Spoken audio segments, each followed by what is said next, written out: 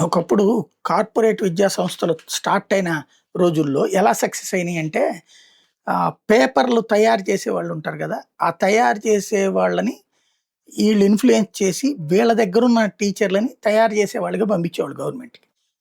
వాళ్ళు ప్రభుత్వ పాఠశాలల్లో పనిచేస్తుంటారు. వీళ్ళు పెట్టినోళ్ళు వీళ్ళు ఎవరి పేరు చెప్తారో వాళ్ళని పెడతారు. కమిటీ ఏస్తారు. ఆ కమిటీ ఫైనల్‌గా 3 పేపర్‌లు ముగ్గురిస్తారు.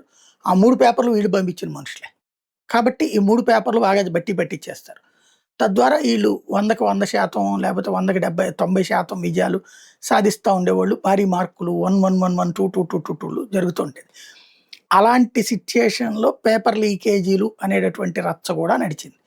ఈ మాట ఎందుకు చెప్తున్నా అంటే, ఎగ్జామ్స్ పేపర్ లీకేజీలు చూసాం గానీ, రోజు సునీల్ నాయక్, దామోదరు ఇద్దరికీ తెలియాలి. దామోదర్ గారు విచారిస్తున్నారు. ఎస్పీ స్థాయి అధికారి. ఈయన ఐజీ స్థాయి అధికారి సునీల్ నాయక్‌ని విచారిస్తున్నారు. రఘురామకృష్ణరాజు పెట్టిన కేసులు. రోజు ఆయన్నేమడిగారో వీళ్ళు అక్కడ బాత్రూమ్‌లో కూర్చున్నట్టో, లేకపోతే గనక ఆ సెల్ హైట్‌లో కూర్చున్నట్టో, లేపోతే దామోదర్ గారిలో పరకాయ ప్రవేశం చేసినో, రోజు ఆయన్నేమేం ప్రశ్నలు అడిగారో ఈళ్ళు రాసేస్తారు. "ఏమయ్యా నువ్వు రఘురామకృష్ణరాజుని ఎలా కలిసావు? ఎందుకు కొట్టావు? ఎందుకు తిట్టావు? ఎట్లా చేస్తావు నువ్వు?"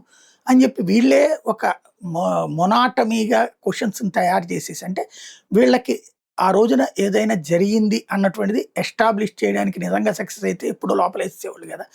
తప్పుడు కేసులతో తప్పించి వర్కౌట్ కావట్లేదు. ప్రస్తుతానికైతే ఇంత సునీల్ నాయక్‌ని, సునీల్ కుమార్‌ని ఇద్దరిని అరెస్ట్ చేయడం ద్వారా భవిష్యత్తులో తన జోలికి ఎవరైనా రావాలంటే భయపడాలి, వణకాలన్నటువంటిది ఆయనది రఘురామకృష్ణరాజు కోరిక. ఆ కోరికకి అనుగుణంగా వీళ్ళు స్టోరీలు బాగా అల్లుతున్నారు.